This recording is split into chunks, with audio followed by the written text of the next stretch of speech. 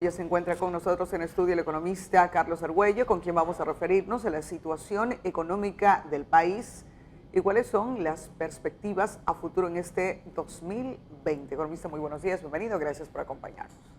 María Elena y ciudadanía, muchas gracias por la entrevista y aquí estamos para responder. Ecuador, que sabemos que está pasando por una realidad complicada, no es el mejor escenario que podemos tener desde la visión económica. ¿Qué panorama para este 2020 que estamos arrancando, terminando el primer mes del año? Bueno, para eso hay que analizar desde un punto de vista netamente financiero económico, ¿no? Y parte de lo que es la proforma que el presupuesto tiene para este año. Tomemos en cuenta que se bajó más de 1.665 millones con relación al 2019 por la austeridad, por conservar de pronto esa línea de que el gobierno trata de ahorrar en ciertos rubros. 31.369 millones de dólares es el presupuesto para este año, de los cuales el gobierno 600 millones piensa prácticamente ahorrar con respecto al anterior en cuanto a 400 millones lo que es sueldos, salarios, gasto corriente y 200 millones en compra de bienes y servicios para que funcione el aparato productivo de lo que es el gobierno aparentemente o el Estado. Entonces, esta reducción hace que tengamos la expectativa que el gobierno va por buen camino, si en verdad todavía no es lo que se necesita el país para poder tener recursos y liquidez. Significa también un problema en la parte socioeconómica porque son 100.000 personas que tienen que salir durante el 2020 para ahorrar estos 400 millones y que el sector privado no esté en condiciones de aceptarlos. Es decir, habrán más despidos, más salido de personal que trabaja en el orden público al desempleo, porque ¿a dónde van a ir? Prácticamente usted lo que dice es verdad, el desempleo, y hasta que el sector privado absorba esta masa salarial va a ser muy difícil porque también está contraído. Pero bueno, esa es una de las expectativas. Ahora, el crecimiento de la economía, los organismos internacionales de análisis como la CEPAL y otras más, dicen que no va a crecer más allá del 0.5 al 0.6, máximo el 0.7. Yo creo que ahí hay un poco de pesimismo por cuanto la economía ecuatoriana debería crecer no menos del 2% al 3% para equiparar el crecimiento de la población. La producción bruta del país, la producción interna, sobrepasa los 110.800 millones de dólares. Eso significa que no crecerá la economía como se espera.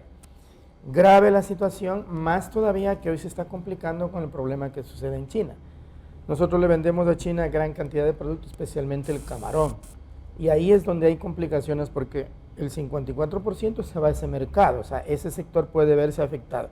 Inclusive con lo que China tiene este problema, ha dejado de consumir gran parte del petróleo. Esto puede redundar que en los precios del petróleo vayan a la baja. Ya estaban por los 58, hoy está por los 54.50. El presupuesto fue calculado a 51.30, lo que significa que si sigue a la baja, pues va a tener problemas de caja fiscal el gobierno. Pero se aspira que durante el año haya un promedio más o menos de $55 del barril de petróleo, lo que garantizará que el presupuesto esté financiado. Ok, por el otro lado, seguimos siendo un país que le apunta al tema petrolero. ¿Qué pasa con los despuntes? Se habló en un momento determinado en el gobierno anterior, el cambio de matriz productiva, cuando el precio del petróleo estuvo en mejores condiciones que las de ahora, pero volteamos a ver y vuelve a ser el petróleo como la posibilidad de mantenernos allí y no terminar de tener más dificultades. Bueno, financia el 30% del presupuesto los ingresos petroleros, y quiere decir que todavía dependemos en gran parte, una tercera parte del presupuesto que ingresa a través de la venta petrolera. Y más todavía si tenemos comprometido gran parte de ese petróleo a pago de deuda externa, especialmente precisamente con China. Poco a poco se va a ir liberando, eso está hasta el 2024 prácticamente hipotecado. Pero esperemos que el nuevo gobierno que venga tenga la posibilidad de ir liberando estos recursos para que pueda alimentar el presupuesto del Estado ya con dineros y divisas frescas.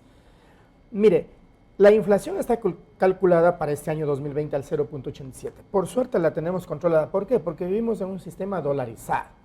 El éxito hubiese sido el cambio de la matriz productiva si es que los derivados del petróleo, en este caso gasolina, diésel y todo, hubiese sido reemplazado poco a poco en cuanto a lo que es electricidad. Se hizo intentos como las cocinas de inducción que no dieron resultado positivo.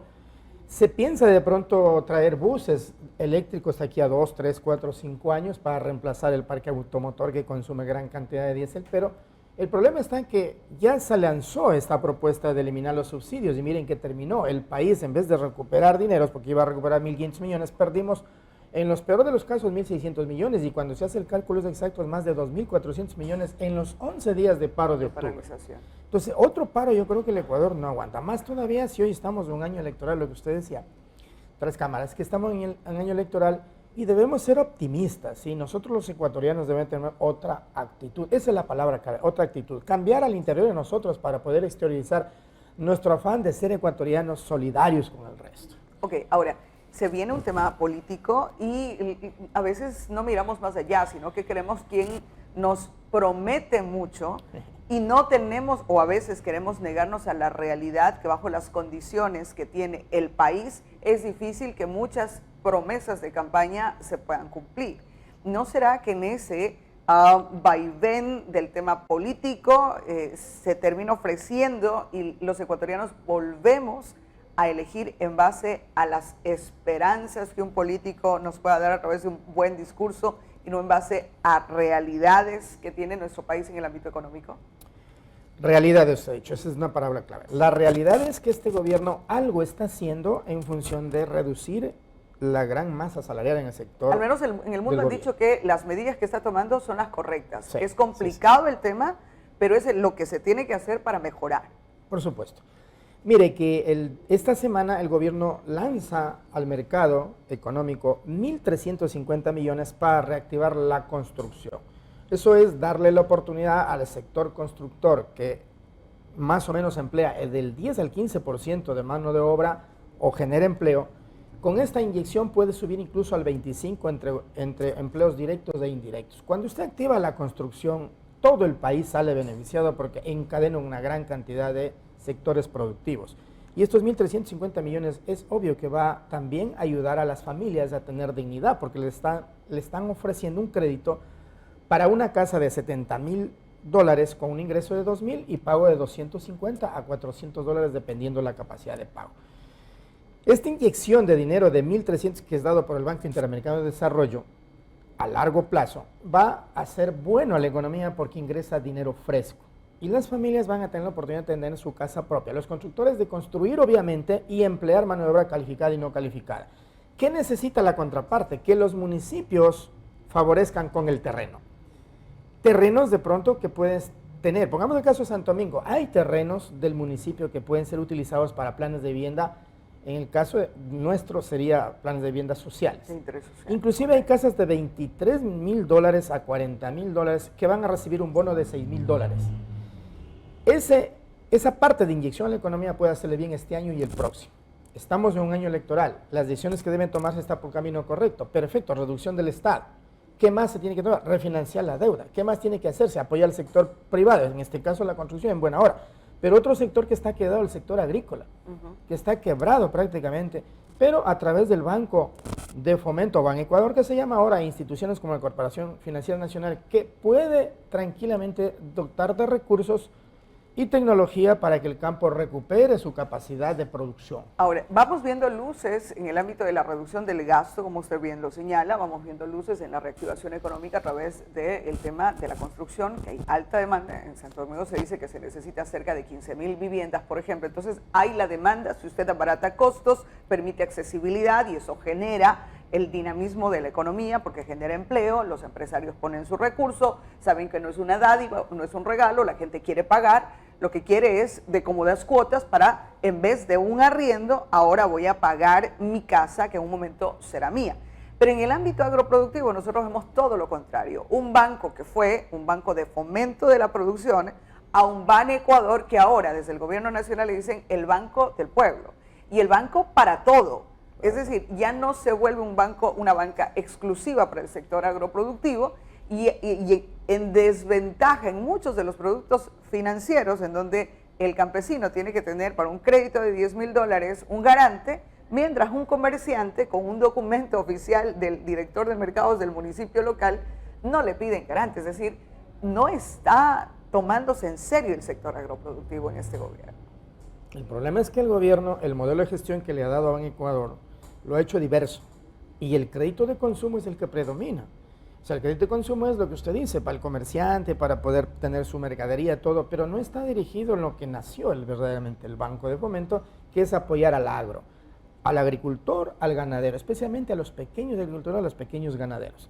Pero bueno, este modelo de gestión yo creo que no va a cambiar, definitivamente no va a cambiar, a pesar que el banco está haciendo esfuerzos de ir directamente a los productores, de ir directamente al campo o en territorio que se llama a ofrecer los créditos. Veo que hay un poco de flexibilidad, veo que hay un poco de accesibilidad, un poco de rapidez, pero bueno, inclusive aquí en Santo Domingo hay un hermoso rótulo fuera del banco que aparentemente lo van a remodelar. Es un edificio que desde que yo me acuerdo existe.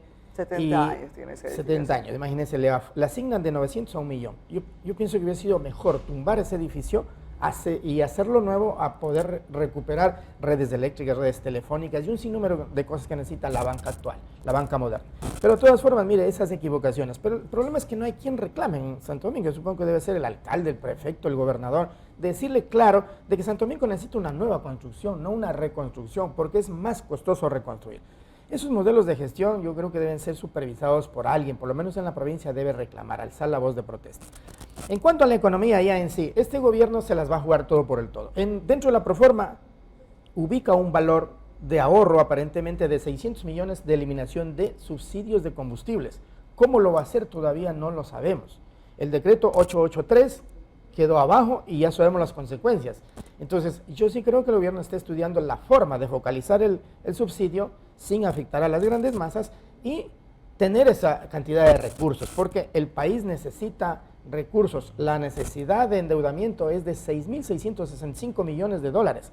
Obviamente 2.200 millones menos que el año anterior, 2019, pero de todas formas hay que volverse a endeudar.